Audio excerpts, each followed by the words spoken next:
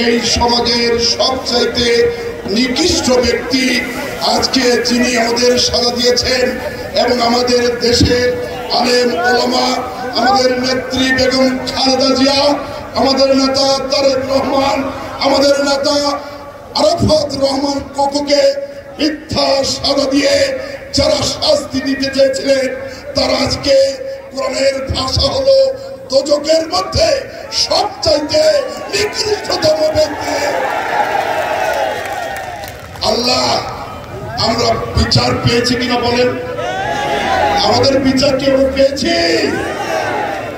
তাই আলে বহু মানুষকে হত্যা করা হয়েছে, সাতক্ষীরা রাস্তায় রাস্তায় পাখির মতো হত্যা করা হয়েছে, সাইদি সাহেবের রায় দেওয়ার পরে হত্যা করা হয়েছে, ক্রস ফায়ারের নাম করে তালার আদারুল বিপ্লব, তালার সাতক্ষীরার অন্তত পক্ষে 50 জন হত্যা করা হয়েছে।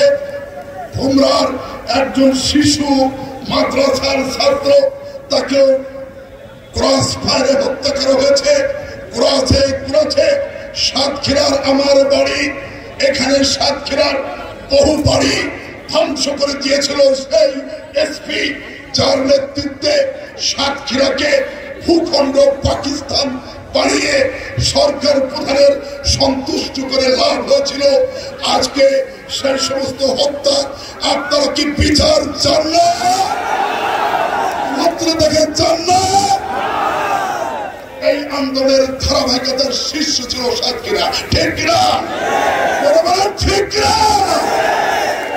সেই আন্দোলনের ধারাবাহিকতায় সমগ্র বাংলাদেশে আজকে আগুনের শেষ মুহূর্তে দেশনেত্রী খালেদা জিয়াকে যে সাজা দিয়েছিল, সেই সাজা 5 বছর দিয়েছিল মিথ্যা মুনাফেকেরা, পরে 10 বছর দিয়েছিল।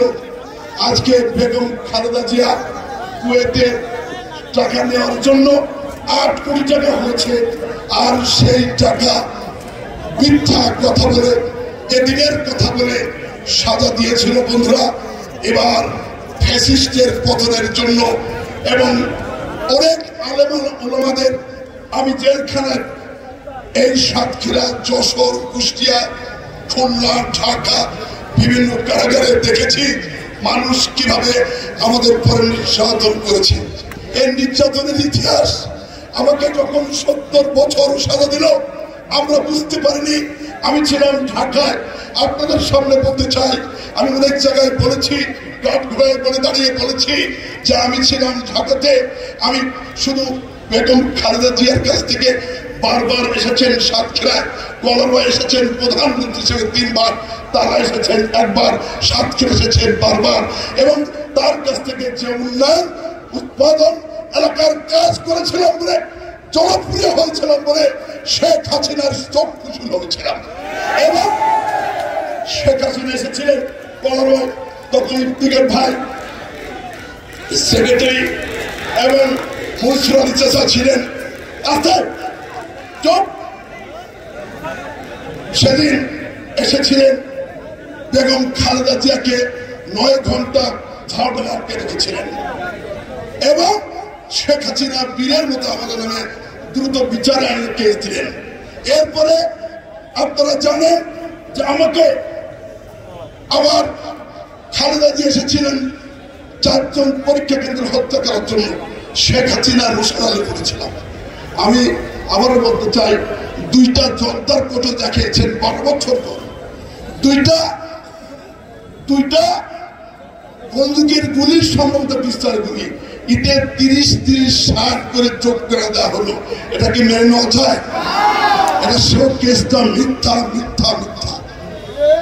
আমি তাই এ প্রসঙ্গে শুধু বলবো, আল্লাহ রব্বুল আলামিন আপনাদের দোয়ায় যে ফিরে এসেছি উন্মুক্ত আকাশে, 1 মাস 6 দিন যে তরুণ ছেলেরা তারেক রহমানের নেতৃত্বে সমগ্র বাংলাদেশের আবাবিল পাখির মতো ওই গণভবনে কর্মসূচি ঘোষণা দিয়েছিল বলে শেখ হাসিনা সময় পেয়েছিল 45 মিনিট। আপনাদের আন্দোলনের ফসল, ঠিক কিনা? এবং এই শেখ হাসিনা কি পালিয়েছে? পালাতে বাধ্য হয়েছেন। 15 বছর দুঃশাসন, 17 বছরের ইতিহাসে শেখ হাসিনা যখন জনতা গণভবন দিকে যেতে শুরু করলো, কোরআনের ভাষা আবাবিল পাখির মতো শেখ হাসিনা রাস্তা যেতে পেরেছিলেন, কিন্তু দুপুরের খাবার আর খেতে পারেনি। নিজের পোশাক পরিচ্ছদ নিয়ে 30 মিনিট মধ্যে পালাতে হয়েছে। বলেন আলহামদুলিল্লাহ।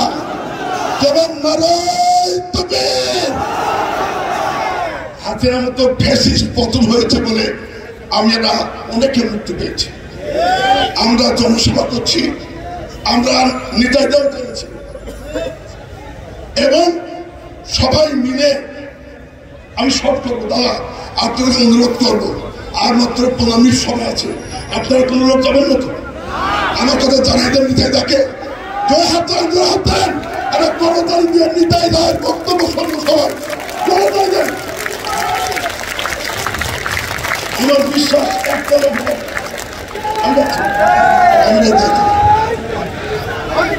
আমাদের আজকে আমি যে কথাটা বলছিলাম যে আজকে আমার নেত্রী তীরের মধ্যে গেছেন বিদেশে, আমরা সবাই ফিরে এসেছি। বক্তব্য দীর্ঘায়িত করবো না, কিন্তু আমার নেত্রীকে যে অপমান করেছে, অপদস্থ করেছে আল্লাহ রাব্বুল আলামিন, তার মিথ্যা কথা বলার জন্য কি শাস্তি হয়েছে? জোরবান হয়েছে? আমার নেত্রীকে কি না খারাপ কথা বলেছেন, পর্দায় ফেলে তাকে চুপে মারবেন, পেরেছে? তাকে তারাই দিতে চেয়েছিলেন। নেত্রীকে বলেছিলেন চিকিৎসা দরকার নেই, তাহলে তুমি এখন কেন বকবকম করছো ভারতে গিয়ে? অতএব কোন ষড়যন্ত্র করে, আমি শুধু আরেকটা কথা বলে বক্তৃতা শেষ করবো। 1500-র মতো 1700 মতো ছাত্র জনতাকে হত্যা করেছিল, অধিকাংশ টিনেজ। সেই আমাদের ছাত্রীর সন্তান আসাদ আসিফ এবং রংপুরের আবু সাইদ, এইরকম টিনেজ ছেলেদেরকে হত্যা করেছে। এদের কি বিচার চান না? আমার দেশের 70 বছর আমি আনিসুল হককে বলেছিলাম, আমি আর বাবর ভাই পেয়েছিলাম, বলেছিলাম আনিস ভাই তুমি আমাকে 70 বছর সাজা দিয়েছো, মানুষ বলে তোমাকে মারা উচিত, এবং না, জেলে মারা যায় না, কিন্তু তোমার 700 বছর সাজা হবে। আর এক জায়গায় এই জানোয়ার যে পরিবহন দায়িত্বে সাধারণ খান, তাকে দেখা হয়েছিল ট্রিটমেন্টের জন্য, তারা বলেছে তোমারও 700 বছর সাজা হবে। তাহলে হাজিনার কি সাজা চান না আপনারা? পরিবারে চান না কিনা বলেন না? 15 জনের 1500 সাজা হলে কত বছর হিসাব করেন? তাই আজকে আমি বলতে চাই, খালেদা জিয়ার নেতৃত্বে 31 দফা তারেক রহমান নেতৃত্বে বাংলাদেশ চলবে। আমরা সাক্ষীরা, আপনারা সকল নেতৃত্ব বলেছেন ভোট দেন, ভোট হোক 4টা সিটে ইনশাল্লাহ আমরা বিপুল ভোটে জয়লাভ করবো আল্লাহর হস্তে। এই জন্য সবাই 15 তারিখে আমার প্রধানের দিকে জানিয়ে দেন ইনশাল্লাহ। সকলকে ধন্যবাদ, শুভেচ্ছা, অভিনন্দন, আমি সালাম জানাচ্ছি।